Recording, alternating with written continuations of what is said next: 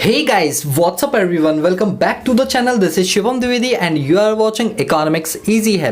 दोस्तों हमने अपने पास chapter number 12 banking in India को स्टार्ट किया हुआ था रमेश सिंह से। और दोस्तों लास्ट क्लास में हमने मॉनेटरी पॉलिसी के बारे में पढ़ा था कि मॉनेटरी पॉलिसी क्या होती है। इसमें हमने ये सीख लिया था मॉनेटरी पॉलिसी एक ऐसा रूल्स एंड रेगुलेशन होता है जो कि आरबीआई के द्वारा बनाया जाता है और इसकी एक पूरी कमेटी होती है जिसमें 3 मेंबर आरबीआई की तरफ से होते हैं, 3 मेंबर सेंट्रल की तरफ से, यानी टोटल 6 मेंबर होते हैं। साल में हर 2 महीने पे इसकी मीटिंग की जाती है, बट मिनिमम 4 मीटिंग करना बहुत जरूरी होता है। ये चीज़ हम ऑलरेडी लास्ट क्लास में पढ़ चुके हैं। आज हम बात करेंगे मॉनेटरी पॉलिसी के क्या क्या टूल्स होते हैं, यानी किन किन बात को लेकर ये मीटिंग्स को रखा जाता है और कौन कौन से टूल्स इसमें इस्तेमाल किए जाते हैं। अगर आप इस बुक को फॉलो करते हैं तो आप देख पाएंगे यहाँ पर ये कैश रिजर्व रेशियो दे रखा है, इसी तरह से आपका स्टैट्यूटरी लिक्विडिटी रेशियो होता है, ये देखो, फिर बैंक रेट होता है। इन सभी रेटों को समझाने के लिए मैंने पूरे सिंप्लीफाई वर्जन में कुछ नोट्स बनाए हुए हैं, शॉर्ट एंड क्रिस्पी नोट्स हैं वो। उनको अगर हम फॉलो करेंगे तो ये सारी चीज़ें ऑटोमेटिकली समझ आ जाएंगी और मैं आपको बताऊंगा कि करंट डेटा के हिसाब से अभी bank rate, repo rate, reverse repo rate, market operation, statutory liquidity ratio, CRR, LRR, long term repo rate, ये सारी चीज़ें क्या क्या परसेंटेज हैं, ये सारी की सारी चीज़ें मैं आज ही क्लास के अंदर आपके साथ डिस्कस करने के लिए जा रहा हूँ। ठीक है, चलो अभी हम बात करते हैं अपने पास ये देखें, ये हमारे पास टूल्स ऑफ मॉनेटरी पॉलिसी कि मॉनेटरी पॉलिसी क्या क्या टूल्स होते हैं। तो यार टूल्स का मतलब क्या होता है, पहले चीज़ों को समझना, ठीक है, रटना नहीं आपको। मॉनेटरी पॉलिसी किन किन तरीकों से अपने यहाँ पर सप्लाई को कम और ज़्यादा कर सकती है उसको बोलते हैं टूल्स। 2 टूल होते हैं उसके पास, क्वांटिटेटिव टूल्स और क्वालिटेटिव टूल। क्वांटिटेटिव टूल के अंदर वो क्वांटिटी के साथ खिलवाड़ करती है, मतलब रेट्स के साथ छेड़छाड़ करती है। और रेट्स क्या क्या होते हैं आपके पास, जैसे बैंक रेट हो गया, रेपो रेट हो गया, लीगल रिजर्व रेशियो हो गया, स्टैट्यूटरी लिक्विडिटी रेशियो है, cash reserve ratio, reverse repo rate, marginal standing rate, इन सब के साथ। दूसरी तरफ क्वालिटेटिव होता है। क्वालिटेटिव में क्या होता है, वो दूसरे तरीके से मार्केट के अंदर सप्लाई और उसको कंट्रोल करने की कोशिश करती है। जैसे सीलिंग ऑन क्रेडिट लिमिट हो गया, आपका मार्जिन रिक्वायरमेंट हो गया, डिस्क्रिमिनेटरी इंटरेस्ट रेट्स हो गया, डायरेक्टिव यानी लीनेंट हो जाना, मोरल सुजन मतलब थोड़ा सा हार्श हो जाना, और डायरेक्ट एक्शन लेना यानी लाइसेंसिंग वगैरह की चीज़ें उस पर थोप देना, और क्रेडिट राशनिंग करना। हम सारी की सारी चीज़ें पढ़ेंगे आज की ही क्लास में। बेसिकली आज की क्लास का मेन मोटिव ये है कि मैं आपको क्वांटिटेटिव के ये सीआरआर, एसएलआर क्या होते हैं, ये सारी बेसिक टर्मिनोलॉजी आपको बता दूं, जिससे आपको कभी भी बैंकिंग के रिगार्डिंग इन चीज़ों में दिक्कत ना आए और मैं बिल्कुल बेसिक से आपको चीज़ों को बताऊंगा। वैसे मैं ये सारी चीज़ें ऑलरेडी डिस्कस कर चुका हूँ। अगर आपको याद होगा जब मैंने आपको बताया था इन्फ्लेशन के अंदर जो आरबीआई है वो कैसे इन्फ्लेशन को कंट्रोल करती है, याद है उस वाली क्लास के अंदर भी मैंने आपको ये बताया था। लेकिन हो सकता है कोई बंदा हमारी सारी सीरीज फॉलो ना कर रहा हो, एक एक करके, हो सकता है पर्टिकुलरली इसी वीडियो को फर्स्ट टाइम देख रहा हो, तो उनके लिए मैं पूरी चीज़ों को डिटेल बताता हूँ और आप भी लोग डिटेल में समझ लो, क्योंकि 2-4 चीज़ें इसमें एक्स्ट्रा मैं आपको बताऊंगा। ठीक है, चलो स्टार्ट करते हैं एक एक करके सारी चीज़ें, और मैं विश्वास दिलाता हूँ सारी टर्मिनोलॉजी बैंकिंग की आपको क्लियर हो जाएगी आज ही की क्लास के अंदर। यहाँ पर देखो, सबसे पहले आता है हमारा लीगल रिजर्व रेशियो। ये लीगल रिजर्व रेशियो का मतलब क्या होता है, ध्यान से सुना मेरी बात को आराम से, ठीक है। लीगल रिजर्व रेशियो का मतलब होता है कि जैसे एक कस्टमर आता है कॉमर्शियल बैंक में अपना पैसा डिपॉजिट करने के लिए। लेट सपोज कस्टमर ने अपने पास 100 रुपए डिपॉजिट किए। उन 100 रुपए में से जो कॉमर्शियल बैंक है वो क्या करेगी, मैं एक एग्जांपल ले रहा हूँ, सिर्फ एग्जांपल है ये, ठीक है। वो एग्जाम्पल के तौर पे अगर मैं बात करूं अपने पास, तो अच्छा एक काम करते हैं, हम एग्जाम्पल में भी ना करंट डेटा ले लेते हैं, ठीक है। तो करंट डेटा के हिसाब से जैसे सीआरआर है हमारा 4% मेंटेन करना, ठीक है, और एसएलआर है हमारा 18.5। अभी रुको मैं आपको बताऊंगा क्या है, बताता हूँ। इन दोनों को अगर हम ऐड करते हैं तो आता है 22.5%। मतलब मेरे एग्जाम्पल को समझना ध्यान से, 100 रुपए अगर कॉमर्शियल बैंक के पास डिपॉजिट है तो उसमें से 22.5 रुपए यानी 22 रुपए 50 पैसे कॉमर्शियल बैंक अलग कर देगी और बाकी पैसों को आगे लोन के रूप में किसी और को दे देगी। भाई एक बात बताओ, कॉमर्शियल बैंक अपना पैसा थोड़ी लोन के रूप में देती है, वो तो एक पर्सन से डिपॉजिट आते हैं, उन्हीं पर्सन को आगे फॉरवर्ड कर देता है। तो यानी कि जो भी डिपॉजिट आएंगे, टोटल डिपॉजिट होगा, उस टोटल डिपॉजिट का वो क्या करेगा, 22.5% पैसा अपने पास बचा लेगा, बाकी पैसा वो लोन के रूप में आगे किसी को दे देगा। ये जो 22.5% पैसा उसने अलग कर दिया, इसी को बोलते हैं लीगल रिजर्व रेशियो। तो वही लिखा है, ये रेफर करता है वो लीगल मिनिमम फ्रिक्शन जो कि वो डिपॉजिट का बचाएगा बैंक, और ये मैंडेटरी है कि उसे बचाना ही पड़ेगा, ठीक है। तो वही देखो, लीगल रिजर्व रेशियो एक फिक्स है जो कि आरबीआई ने कर रखा है। इसमें 2 कंपोनेंट आते हैं, सीआरआर और एसएलआर, यानी एलआरआर जो होता है वो सीआरआर और एसएलआर को जोड़कर बनाया जाता है। क्लियर हुआ। अब हम बात करते हैं सीआरआर क्या होता है। अच्छा, जो पैसा बैंक ने अलग किया था ना, उस पैसे में से 4% पैसा, ये देखो ये 22% था ना, 22% में से 4% पैसा वो किसको डिपॉजिट करवा देता है, सेंट्रल बैंक को, मतलब अपने पापा को, आरबीआई को। तो कॉमर्शियल बैंक अपनी नेट डिमांड टाइम लायबिलिटी, मैं रिपीट कर रहा हूं, net demand time liability, NDTL बोलते हैं, ठीक है, नेट डिमांड टाइम लायबिलिटी का जो परसेंटेज वो आरबीआई को डिपॉजिट करता है वो परसेंटेज कहलाता है CRR। क्या कहलाता है? CRR। पहले आरबीआई क्या करेगी, पहले कमर्शियल बैंक क्या करेगी, पैसों को अलग कर देगी, बचे हुए पैसों को लोन दे देगी, जो पैसा लग गया उसके भी दो टुकड़े करेंगे, कुछ पैसा वो अपने पास रखेगी, कुछ पैसा वो सेंट्रल बैंक को दे देगी। तो जो पैसा वो सेंट्रल बैंक को दे देती है उसी को बोलते हैं कैश रिजर्व रेशियो, ठीक है। इसे मैंने क्लास 12th में मैं पढ़ता था ना इकोनॉमिक्स, तो पता है क्या बोलता था याद करने के लिए, हफ्ता वसूली, कि जैसे पापा हफ्ता वसूली करते हैं ना कि दे बेटा जो भी तुझे मिले पैसे तो वो मुझे डिपॉजिट करा दे, वैसे ही ये भी करती है। तो कॉमर्शियल बैंक क्या करती है, अपने जो डिपॉजिट होता है NDTL होते हैं उसके एक सर्टेन अमाउंट जो वो अलग कर लेती है, उसमें से वो कुछ पार्ट किसको देती है, आरबीआई को, और वही कहलाता है CRR। तो लिखा है it refer to the minimum amount जो फंड्स वो सभी के सभी शेड्यूल्ड बैंक जो कि कंट्री में काम कर रही हैं वो मेंटेन करती हैं अपनी NDTL का, किसके पास, आरबीआई के पास। यानी आरबीआई में भी एक खाता होता है, ठीक है, और उस खाते में क्या होता है कि आपको पैसा इतना मिनिमम मेंटेन करके ही चलना पड़ता है, और उसी को बोलते हैं CRR, कैश रिजर्व रेशियो। वही लिखा है जो कॉमर्शियल बैंक होती है वो अपनी net demand and time liability का एक सर्टेन अमाउंट किसको डिपॉजिट कराती है, सेंट्रल बैंक को, और उसी को बोलते हैं CRR। अभी करंट टाइम के अंदर जैसे मैं अभी जो आपकी क्लासें ले रहा हूँ ये अभी आपकी चल रही है लेट्स सपोज अगस्त में, ठीक है।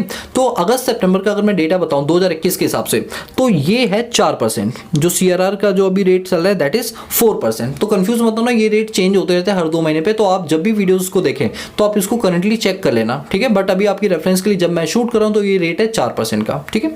अब बात करते हैं स्टैट्यूटरी लिक्विडिटी रेशियो का, SLR वो रेट होता है जो बैंक अपने पास बचाती है। आपको भी सर अपने पास तो LRR बचाती है, नहीं, टोटल डिपॉजिट का वो पार्ट अलग कर देती थी, जो अलग कर दिया वो होता है LRR। लेकिन उसमें से भी जो पैसा बैंक को दे दिया आरबीआई को वो CRR, और जो पैसा अपने पास बचा लिया वो होता है SLR। अब सर आपके मन में क्वेश्चन आ रहा होगा कि ऐसा क्यों होता है कि बैंक अपने पास कुछ पैसा बचा लेती है और बचा हुआ पैसा लोन के रूप में देती है, वो क्यों बचाती है, पूरे पैसा लोन के रूप में क्यों नहीं देती जिससे क्रेडिट क्रिएशन हो? वो इसलिए नहीं करती है क्योंकि आरबीआई को पता है कल को कस्टमर अगर मुझसे पैसा वापस मांगने के लिए आ गया तो मेरे पास कुछ पैसा लिक्विड एसेट्स के रूप में होना चाहिए ना, चाहे वो गोल्ड के रूप में हो, चाहे बॉन्ड के रूप में हो, चाहे कैश के रूप में हो, इतना पैसा तो मुझे मेंटेन करके चलना ही होगा। अब आपके मन में क्वेश्चन होगा, मान लो सर उसको सारे ही पैसे निकालने हो तो यार इकोनॉमी में इतने सारे लोग हैं, क्या लोग इकट्ठे एक टाइम ही पैसा निकालने आएंगे? मान लो अगर वो सारा विड्रॉ भी करने के लिए आएगा तो वो दूसरे किसी से पैसे लेकर उसको दे देगा। आप बात समझ रहे हो? फिलहाल ये समझो कि स्टैट्यूटरी लिक्विडिटी रेशियो मतलब क्या होता है कि वो net demand and time liability का पैसा एक सर्टेन अमाउंट जो कॉमर्शियल बैंक ने अपने पास रखा उसको बोलते हैं स्टैट्यूटरी लिक्विडिटी रेशियो। वही लिखा है it refer to the minimum amount या नेट डिमांड टाइम लायबिलिटी का वो मिनिमम अमाउंट जो कॉमर्शियल बैंक अपने पास मेंटेन करता है एज अ लिक्विड एसेट्स, उसी को बोलते हैं स्टैट्यूटरी लिक्विडिटी रेशियो। वही लिखा है कॉमर्शियल बैंक के पास जितने भी डिपॉजिट आते हैं, चाहे वो सेविंग हो, चाहे करेंट अकाउंट हो, चाहे रिकरिंग डिपॉजिट, चाहे FD, उसी में से जो NDTL निकाला जाता है उसमें से जो अमाउंट वो अपने पास रखता है that is called statutory liquidity ratio.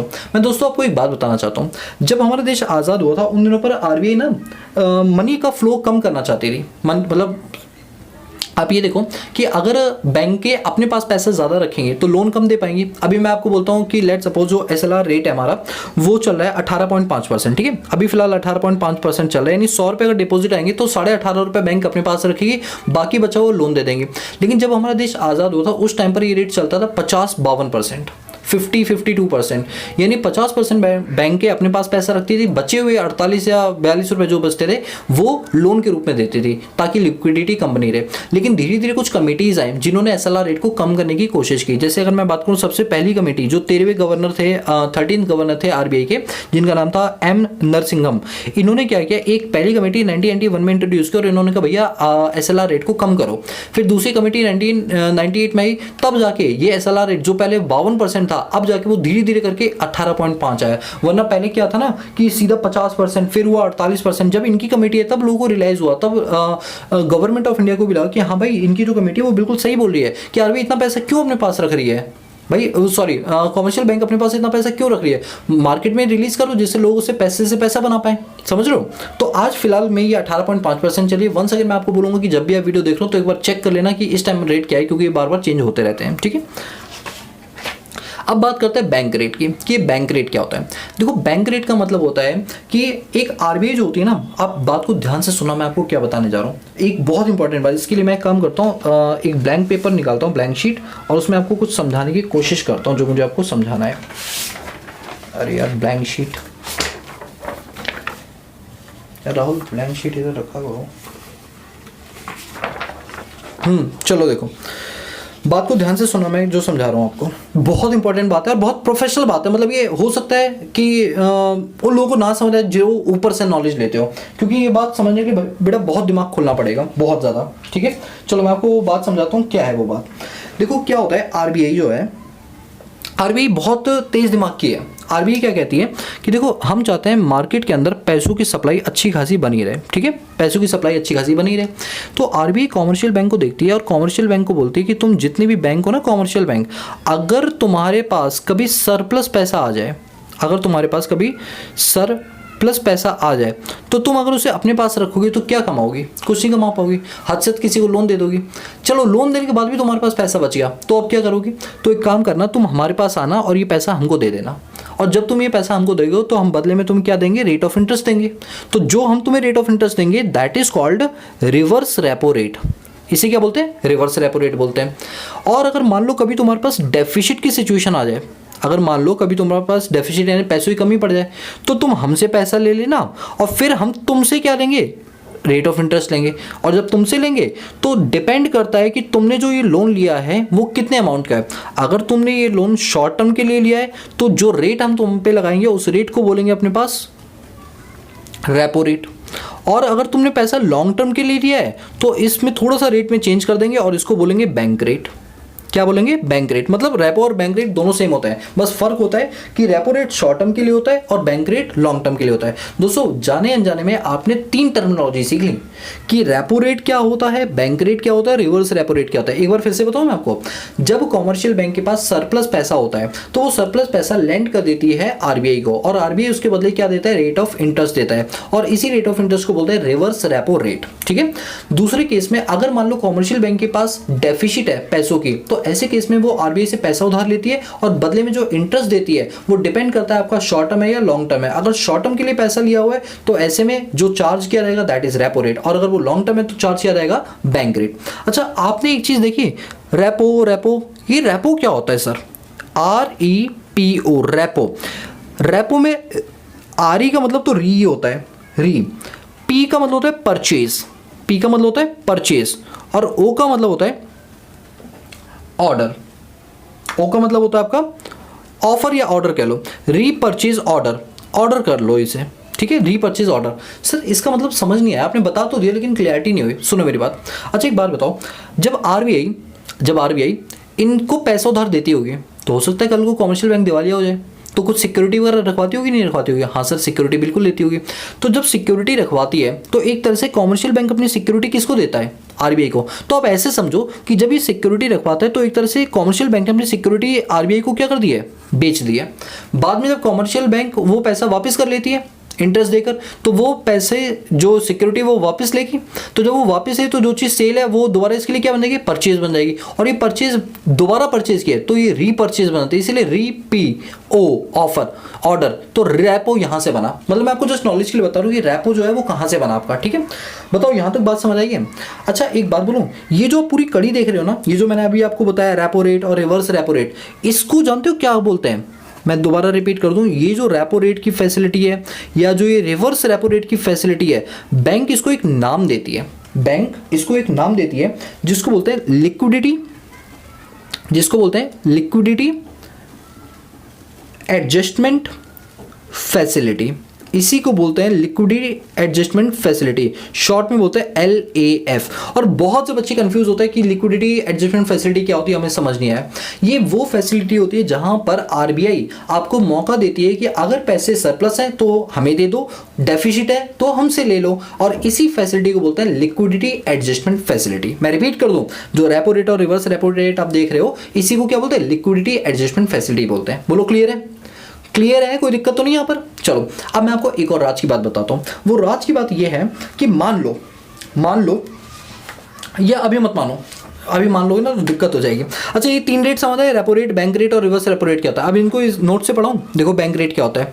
Bank rate का मतलब वो इंटरेस्ट रेट होता है जो कि आरबीआई चार्ज करता है लॉन्ग टर्म लोन के लिए। अभी मैंने आपको बताया था ना कि अगर आप लॉन्ग टर्म के लिए लोन लेते हो तो क्या कहलाता है, बैंक रेट। तो वही लिखा हो, ये वो रेट ऑफ इंटरेस्ट है जो आरबीआई चार्ज करती है लॉन्ग टर्म लोन पर। किससे चार्ज करती है, कॉमर्शियल बैंक।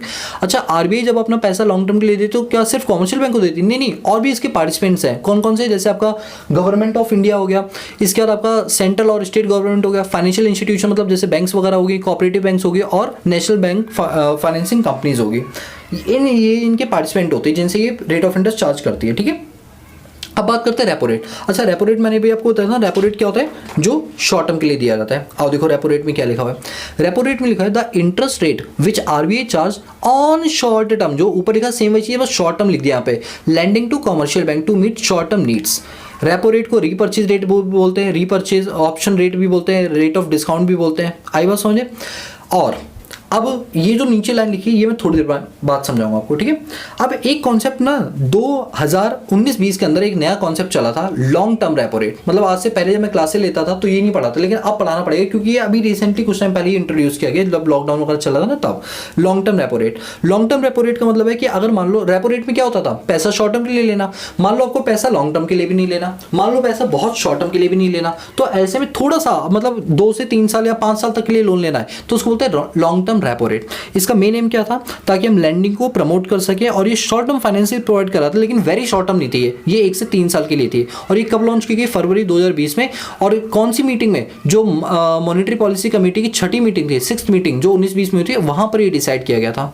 ठीक है, ये समझ आया। चलो अब रिवर्स रेपो रेट। अच्छा, रिवर्स रेपो रेट में क्या होता था, कॉमर्शियल सेंट्रल बैंक क्या बोलती थी कि अगर कॉमर्शियल बैंक तुम्हारे पास एक्सेस फंड है, सरप्लस फंड है, तो पैसे से पैसे कमाओ ना, आप हमारे पास आओ, हमें वो पैसा दो, हम बदले में आपको इंटरेस्ट देंगे। तो वही यहाँ पर लिखा हुआ है, it refer to the rate at which commercial bank lend money to central bank to meet their short term needs. कल को आरबीआई को भी तो पैसों की जरूरत पड़ सकती है ना, तो ऐसे केस में शॉर्ट टर्म नीड्स को प्रोवाइड किससे करवाएगी, किससे करवाएगी, कॉमर्शियल बैंक से करवाएगी। यानी कॉमर्शियल बैंक पैसा किसको उधार दे रहा है, आरबीआई को शॉर्ट टर्म के लिए, उसके बदले जो आरबीआई रेट ऑफ इंटरेस्ट दे रही है वो कहलाती है reverse repo rate. In practice में बैंक पार कर देती है अपने सरप्लस फंड को आरबीआई को शॉर्ट टर्म के लिए। बोलो क्लियर है। अच्छा, अब मैं आपको रेट बताता हूँ। अभी फिलहाल अगर हम बैंक रेट की बात करें तो हमारे पास जो बैंक रेट चल रहा है वो है हमारा लगभग 4.5%। जो हमारे ये रेपो रेट है ये 4% चल रहा है। और इसके बाद ये लॉन्ग टर्म रेपो रेट, ये तो खैर चेंज होता रहता है बार बार। रिवर्स रेपो रेट जो है ये रेपो रेट से थोड़ा कम होता है। जब खुद देने की बात आती है ना आरबीआई की, तो वो कम पैसा देती है। ये आपका 3.35%। कितना, 3.35%, यानी कि 4% से 0.75 कम, 0.65 कम, सॉरी। ठीक है, सारी टर्मिनोलॉजी क्लियर होगी। ये आपकी 7 टर्मिनोलॉजी मैंने आपको क्लियर कर दी। अब 8वीं टर्मिनोलॉजी आती है, ये रहा आपका marginal standing facility. Marginal standing facility, अब ये क्या होती है, चलो मैं आपको बताता हूँ। अब अभी आपने थोड़ी देर पहले ये मुझसे देखा था, यहां पर देखना, इसी चीज को दोबारा समझो, आपको मैं बताता हूँ क्या है। अगर मान लो यहां पर शॉर्ट टर्म या लॉन्ग टर्म के लिए इन्हें पैसा चाहिए, ठीक है, और पैसा चाहिए, और कॉमर्शियल बैंक के पास सिक्योरिटी के लिए देने के लिए कुछ भी नहीं है। अब भाई आरबीआई कभी फ्री में पैसा नहीं देती, वो कहती है कि अगर तुम्हें पैसा चाहिए, जैसे यहाँ पर मैं दोबारा बना के दिखा देता हूँ, ये है हमारी सेंट्रल बैंक, ठीक है, ये कौन है, हमारी सेंट्रल बैंक है, और ये है हमारी कॉमर्शियल बैंक, ठीक है। तो क्या होता है, अगर कॉमर्शियल बैंक को पैसे की जरूरत पड़ती है तो सेंट्रल बैंक बोलती है हमसे ले लो, लेकिन बदले में पहले हमें क्या दो, कुछ सिक्योरिटी दो, बदले में क्या दो, हमें कुछ सिक्योरिटी दो। तो सिक्योरिटी के अमाउंट में क्या होता है, जैसे एसएलआर जो ये लोग मेंटेन करते हैं, अगर कोई बैंक की जो इन्वेस्टमेंट है वो एसएलआर के रेट से ज़्यादा है, एसएलआर के रेट से ज़्यादा, लेट सपोज कि जैसे अभी एसएलआर जो है वो 18.5% है, किसी बैंक ने इन्वेस्टमेंट कर रखी 20% की, यानी उसका 18% तो एसएलआर है, उसके अलावा भी गवर्नमेंट बॉन्ड्स या सिक्योरिटीज वगैरह है, जो कुल मिला के कितनी बनती है 22%। तो इसके पास एसएलआर से ज़्यादा सिक्योरिटी है ना, एसएलआर से ज़्यादा सिक्योरिटी है। तो ऐसे में सेंट्रल बैंक जो लोन दे देगी, सेंट्रल बैंक लोन दे देगी और बदले में चार्ज करेगी इंटरेस्ट। इस इंटरेस्ट को बोलते हैं रेपो रेट, इंटरेस्ट को बोलते हैं रेपो रेट, जो अभी कितना है 4% है। मगर मान लो कुछ कॉमर्शियल बैंक ऐसे होते हैं जिनके पास सिक्योरिटी में सिर्फ एसएलआर होती है, उसके पास कुछ एक्स्ट्रा नहीं होता। मतलब जैसे एसएलआर अभी 18.5% है ना, तो उसके पास सिर्फ जो इन्वेस्टमेंट फंड है वो 18.5% है, तो क्या इसे लोन नहीं मिलेगा, मिलेगा। तो ऐसे में इनके लिए एक ऑल्टरनेट निकाला गया, ऑल्टरनेट क्या निकाला गया कि भाई अगर तुम्हें लोन चाहिए तो तुम्हें MSF के थ्रू लोन देंगे, मार्जिनल स्टैंडिंग फैसिलिटी के थ्रू लोन देंगे, क्योंकि तुम्हारे पास एक्स्ट्रा नहीं है, SLR के अलावा तुम्हारे पास कोई सिक्योरिटी नहीं है। तो ऐसे केस में हम तुम्हें दे तो देंगे लेकिन 4% से ज़्यादा रेट ऑफ इंटरेस्ट चार्ज करेंगे। यानी हम तुम्हें जो इंटरेस्ट चार्ज करें उससे रेपो रेट नहीं बोलेंगे, अब तुम्हें रेपो रेट के हिसाब से नहीं लोन मिलेगा, तुम्हें मिलेगा MSF के हिसाब से लोन, जो रेपो रेट्स के रेट ऑफ इंटरेस्ट से 1% ज़्यादा होगा। याद रखना ये 1% का कैप बना रखा है, ये ज़रूरी नहीं है कि 1% हो सकता है 0.5% हो सकता है 0.25 हो, लेकिन मैक्स टू मैक्स कितना कर सकते हैं अभी फिलहाल 1% कर सकते हैं। यानी जो भी आपका बेस बैंक रेपो रेट होगा उसमें 1% एक्स्ट्रा जोड़ दो, ये होता है आपका MSF। ये थोड़ा महंगा होता है, रेपो रेट से महंगा होता है, क्योंकि इसमें देखो आप सिक्योरिटी में नहीं दे रहे ना। तो क्या होता है कि देखो जब यहां पर सिक्योरिटी दी आपने, सेंट्रल बैंक को सिक्योरिटी दी तो रेपो रेट के हिसाब से लोन दे दिया 4%, लेकिन अब आपके पास मान लो SLR में सिर्फ 18.5% है, सिक्योरिटी अमाउंट आपके पास है ही नहीं, यानी सिक्योरिटी अमाउंट होना चाहिए ना 18.5% से ज़्यादा, जो नहीं है। तो ऐसे में कॉमर्शियल बैंक को जब लोन मिलेगा तो वो किस पर मिलेगा, MSF पे मिलेगा, जो कि रेपो रेट से 1% ज़्यादा होगा। ये 1% मैक्सिमम लिमिट है, हो सकता है इससे कम पर हो, मतलब जो आपका रेपो रेट होगा प्लस 1% मैक्स टू मैक्स, यानी ये रेट होगा आपका MSF का, यानी MSF थोड़ा महंगा होगा रेपो रेट से। अब याद रखना अगर किसी कॉमर्शियल बैंक के पास जो उसकी इन्वेस्टमेंट है वो SLR से ज़्यादा है, तो ऐसे में जो उस पर रेट चार्ज किया जाएगा वो क्या होगा, रेपो रेट। और अगर उसके पास मान लो SLR के ही बराबर की इन्वेस्टमेंट है तो ऐसे केस में क्या होगा, क्योंकि उसके पास एक्स्ट्रा इन्वेस्टमेंट नहीं है तो सेंट्रल बैंक एक्स्ट्रा पैसे चार्ज करेगी और वो MSF के थ्रू क्या देगी, उसको लोन देगी। MSF मतलब मार्जिनल स्टैंडिंग फंड, और इसका जो रेट होगा वो आपके रेपो रेट से 1% ज़्यादा होगा। और ये 1% जरूरी नहीं एक ही हो सकता है 0.5 हो सकता है 0.75 हो, लेकिन एक से ज़्यादा नहीं होगा। क्लियर हुआ? चलो अब इसे पढ़ो। मार्जिनल स्टैंडिंग फैसिलिटी MSF, ये क्या होता है, ये रेपो रेट का एडिशन पार्ट होता है। MSF एक नई स्कीम है जो कि RBI ने 11-12 के अंदर लॉन्च की थी, जो कि इफेक्ट में आई थी मई 2011 के अंदर। RBI चार्ज करेगी इंटरेस्ट कॉमर्शियल बैंक से एक्स्ट्रा 1%, मैंने बोला था ना रेपो रेट के साथ साथ 1% मैक्स टू मैक्स, हो सकता है कि ये 0.5 हो। जैसे अगर मैं अभी की बात करूं तो अभी जो हमारा MSF चल रहा है वो चल रहा है 4.25, मतलब 4% रेपो रेट का है और 0.25 चल रहा है, उससे पूरा 1% नहीं लिया, उसने सिर्फ 0.25% लिया। अब आप समझ जाना MSF में रेपो रेट प्लस 1% होता है या उससे भी कम होता है। तो अगर रेपो रेट अभी 4% है तो MSF में कितना पैसा लिया गया, मैंने आपको बताया ना कि अभी जो आपका MSF चल रहा है वो 4.25 चल रहा है, यानी 0.25 एक्स्ट्रा लिया बस। ठीक है, तो वही यहाँ पर देखो हिंदी में भी लिख दिया है कि जब कॉमर्शियल बैंक को एडिशनल फंड की नीड होती है तो ऐसे केस में कॉमर्शियल बैंक को कुछ एक्स्ट्रा इंटरेस्ट पे करना पड़ता है, बोरिंग करनी पड़ती है, उसे MF कहते हैं। यहाँ कॉमर्शियल बैंक सिर्फ SLR मेंटेन कर पा रही है, इट मीन्स वो एक्स्ट्रा फंड नहीं क्रिएट कर पा रही है, इट मीन्स उसके पास एक्स्ट्रा गवर्नमेंट सिक्योरिटी नहीं है। तो ऐसे में रेपो रेट जो लिया जाएगा प्लस रेपो रेट के थ्रू लोन ना देकर उसे MSF के थ्रू लोन दिया जाएगा। इसमें कोलेटरल सिक्योरिटी में सिर्फ क्या मिलता है, SLR मिलता है। और जब हमने अभी थोड़ी देर पहले रेपो रेट पढ़ा था तो देखो साफ साफ लिखा था कि रेपो रेट के अंदर जो कोलेटरल सिक्योरिटीज में SLR और गवर्नमेंट सिक्योरिटीज भी होती है, मतलब 8.5%, 18% प्लस अदर सिक्योरिटीज भी होती है। अब ये पॉइंट समझ आया, मैंने कहा था ना उस टाइम छोड़ दो, बट अब आप लोगों को क्लियर हो गया होगा। बोलो क्लियर है? चलो बिल्कुल। इसके बाद हमारे पास आता है marginal cost of fund based landing rate. अब ये क्या है, इसको जरा ध्यान से सुनो, इसके पीछे एक बहुत बड़ी कहानी है, वो कहानी ध्यान से सुनो क्या है।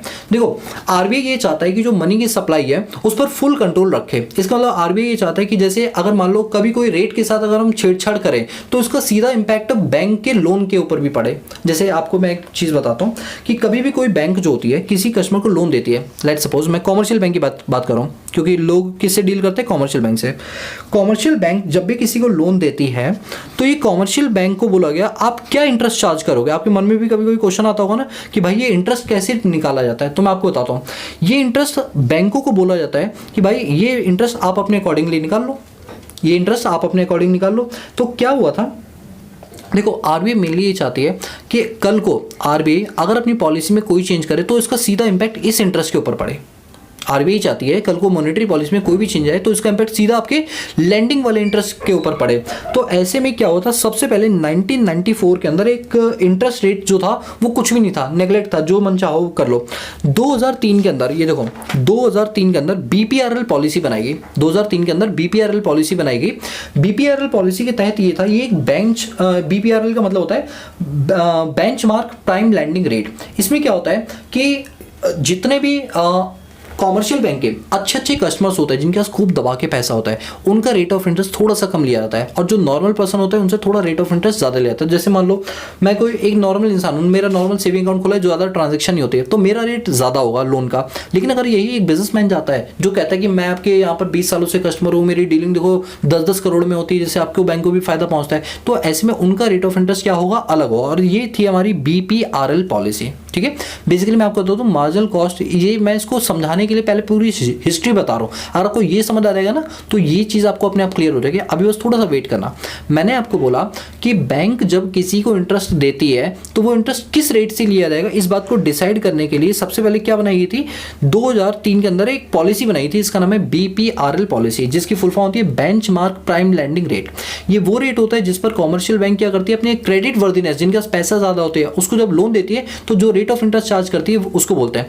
इसमें कोई फॉर्मूला नहीं था इंटरेस्ट निकालने का। बैंक के जो बोर्ड ऑफ डायरेक्टर्स होते थे वो अल्टीमेटली खुद ही कोई रेट डिसाइड कर लेते थे और उसके हिसाब से रेट ऑफ इंटरेस्ट चार्ज किया जाता था। अब इसमें एक इशू आ गया BPRL पॉलिसी के अंदर। एक इशू क्या आया कि यहाँ पर कोई फिक्स फॉर्मूला नहीं है, कोई बैंक कुछ कर रहा है, कोई बैंक कुछ कर रही है, कोई ट्रांसपेरेंसी नहीं है, हर बैंक अपने तरीके से काम कर रही है और हर कस्टमर से अलग अलग रेट चार्ज किया जा रहा है। तो कहीं ना कहीं डिस्क्रिमिनेशन जैसी चीज़ें आ गई।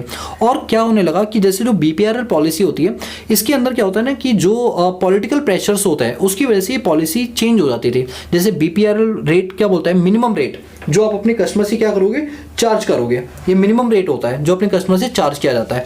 अब वो मिनिमम रेट से भी नीचे जाके लोग लोन दे देते थे। जैसे मान लो बैंक का मैनेजर की किसी के साथ अच्छी बातचीत है, वो BPRL से भी कम पे जाके लोन दे देता। तो क्या फायदा BPRL पॉलिसी का? इन सब के लूप होल के से 2010 में बेस रेट पॉलिसी बनाई गई। Base rate policy minimum rate होता है जो कि बैंक अपने कस्टमर से चार्ज करेगी, जिसमें एक इंडक्टिव फार्मूला था, एक था फार्मूला, साइंटिफिक फार्मूला जो बोलता था बेस रेट में एक बेस रेट डिसाइड करेंगे और इसमें आप अपना स्प्रेड जोड़ लेना। स्प्रेड मतलब अपना फायदा जोड़ लेना और वो इंटरेस्ट आप चार्ज करना। मतलब बोला गया कि जैसे RBI ने कोई बेस रेट जो है वो डिसाइड कर लिया, ठीक है, ये बेस रेट तो होगा और साथ में जो आपका प्रॉफिट का परसेंटेज होगा ये आपके लोन के इंटरेस्ट का परसेंटेज होगा। इस तरीके से आप क्या निकालोगे, रेट ऑफ इंटरेस्ट निकालोगे। ये किसमें बोला गया, बेस रेट पॉलिसी के अंदर बोला गया।